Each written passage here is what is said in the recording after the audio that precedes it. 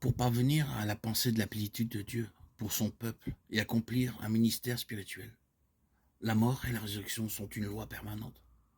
Cela est parfaitement clair. Dans l'exemple des Lévites, leur entière marche et histoire était gouvernée par cette double loi de mort et de résurrection. D'un côté, la mort et de l'autre, la vie de résurrection. La vie est dans le sang et le sang dans la vie. C'est quelque chose qui perdure et la loi de mort et de résurrection est observée dans le cas des Lévites, dans d'autres aspects. Et leur propre histoire est en relation avec cela. Le jour où les premiers-nés d'Égypte furent frappés par la mort, ceux d'Israël furent maintenus en vie à travers la mort. Et les Lévites se saisirent de cette vérité et devinrent son incarnation, celle de la vie triomphant de la mort, celle de la résurrection d'entre les morts.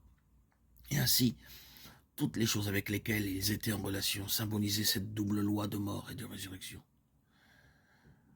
Nous pouvons parvenir à la plénitude que Dieu a prévue et nous pouvons accomplir ce ministère qui est un accroissement de Christ uniquement en perpétuant cette loi.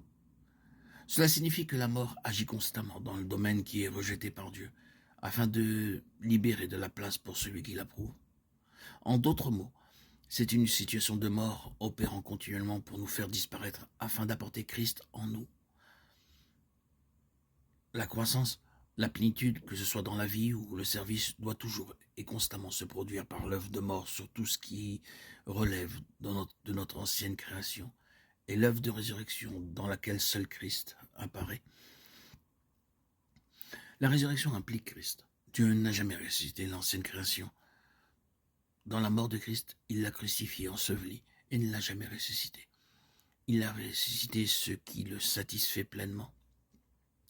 C'est démontré ainsi.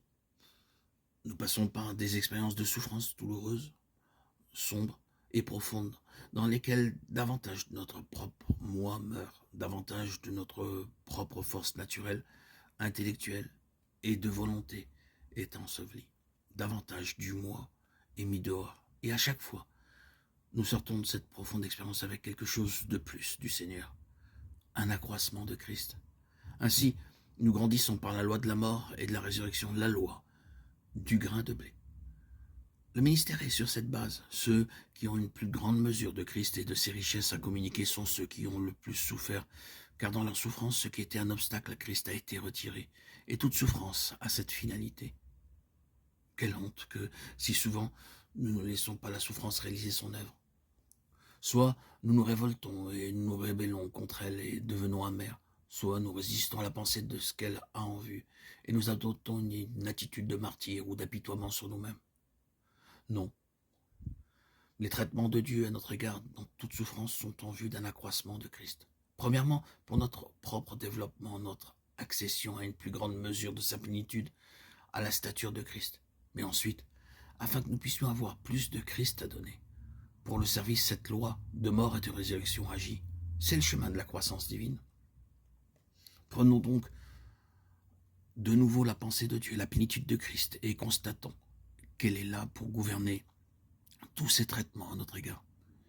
Et assurément, si nous voyons réellement que Dieu est à l'œuvre, nous serons consentants et nous céderons devant lui.